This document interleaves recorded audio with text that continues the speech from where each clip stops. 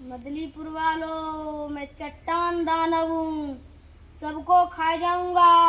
मुझे तो छोड़ दो, मैंने तुम्हारा क्या बिगाड़ा है? मुझे तो जाने दो, मैंने तो तुम्हारा कुछ नहीं बिगाड़ा। अरे हमें भी क्या बिगाड़ा है? छोड़ तो दूंगा, लेकिन एक शर्त पर। 4 सवाल पूछूंगा, एक भी गलत किए तो सबको खा जाऊंगा। बालिकाओं की शिक्षा एवं अधिकार के मुद्दों पर चर्चा आज का हमारा ये टॉपिक है। बालिकाओं का शिक्षा एवं अधिकार एक दूसरे से गहराई से जुड़े हुए हैं। क्या शिक्षा एवं अधिकार एक दूसरे से गहराई से जुड़े हुए हैं? शिक्षा जो है अधिकारों को प्राप्त करने और उत्पादक जीवन जीने का एक सुरक्षित माध्यम है। यदि हम शिक्षित होंगे तो अपने अधिकारों को प्राप्त कर सकते हैं और अपना अच्छे से जीवन जी सकते हैं। अपने भारत में एक योजना बेटी बचाओ बेटी पढ़ाओ, क्या योजना चल रही है? बेटी बचाओ बेटी पढ़ाओ। जब हमारी सारी बेटियां शिक्षित होंगी तो हमारी लैंगिक समानता यानी समाज में कहते हैं कि ये काम लड़के कर सकते हैं, लड़कियां नहीं कर सकती हैं। लेकिन जब हमारी बेटियां शिक्षित होंगी तो इस अधिकार को कह सकती हैं कि हम भी ये काम कर सकते हैं, यानी समाज में लैंगिक समानता आ जाएगी और आप आर्थिक विकास मजबूत होगा। अर्थात आप अगर शिक्षित होंगे तो बैंकों में काम कर सकते हैं, एरोप्लेन चला सकते हैं, शिक्षक बन सकते हैं और उससे क्या होगी? हमारे देश की अर्थव्यवस्था मजबूत होगी और आपका क्षेम जीवन बहुत अच्छे से निर्माण होगा। लेकिन बेटे आजकल देश में क्या गरीब और कम उम्र में विवाह आपने देखा होगा कि गांव में बेटी 18 साल की हुई और उसकी शादी कर दी, तो जब कम उम्र में विवाह हो गया तो क्या उसकी शिक्षा पूरी हो जाएगी? नहीं, यानी वो शिक्षा से वंचित हो जाएगी और अपने अधिकार को प्राप्त नहीं कर पाएगी। यानी उसे अपने जहां नौकरी लेनी थी वो कहां अपने घर में काम करने तक रह जाएगी। तो ये बाधा है, कौन सी? कम उम्र में विवाह और एक लैंगिक भेदभाव। समाज में ये भी चलता है, अपने गांव मोहल्ले में ये भी चलता है, करे ये तू तो लड़की है, ये वाला काम नहीं कर पाएगी। क्या कि तुम मोटरसाइकिल, ये लड़का मोटरसाइकिल चलाता है तो मोटरसाइकिल नहीं चला पाएंगी।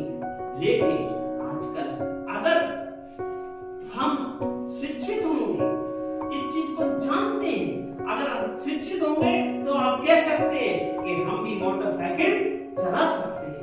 क्या आपने देखा नहीं लड़कियां मोटरसाइकिल चलाती हैं? क्या आपने देखा नहीं बैंकों में लड़कियां काम करती हैं?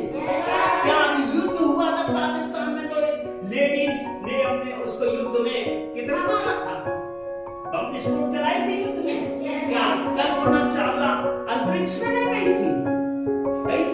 अब जब वो शिक्षित थी तो इसलिए हमें हमारी टीम, मीना मंच की ये पूरी टीम आज अपने समाज में, अपने अभिभावकों में ये चर्चा करेंगी नाटक के माध्यम से कि बालिकाओं को शिक्षा एवं अधिकार प्राप्त कराने हैं। अगला हमारा कार्यक्रम है, ये हमारी मीना मंच की टीम इस टॉपिक को नाटक के माध्यम से प्रस्तुत करेंगे। मंच के चौथे सप्ताह में हम आपको क्या बताएंगे? जो पहले आपको बताया था, एक नाटक कराया था बोलती चट्टान और दूसरा बताया था शिक्षा और अधिकारों के मुद्दों पर चर्चा। ठीक है, तो आज इन सभी को अभी मैंने रिवीजन करा दिया है आपको।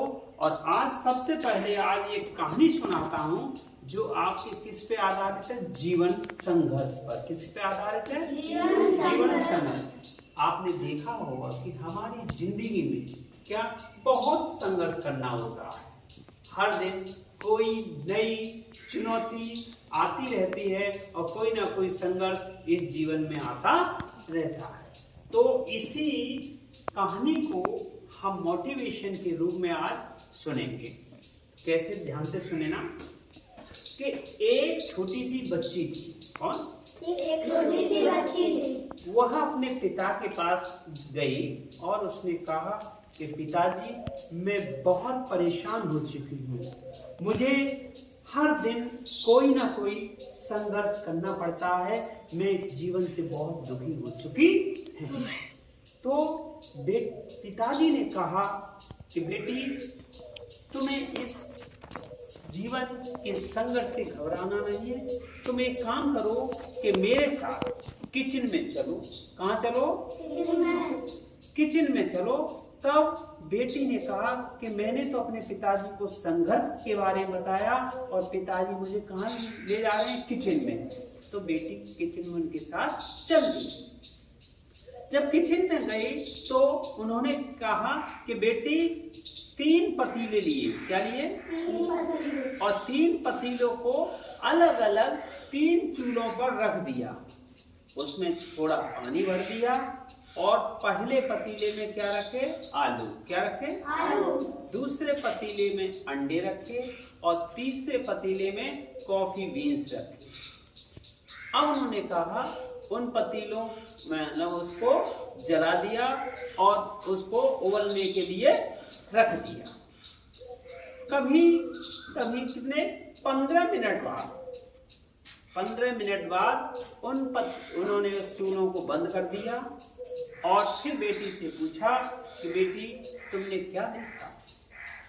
तो बेटी ने जवाब दिया कि पिताजी, इसमें आलू, अंडे और कॉफी है।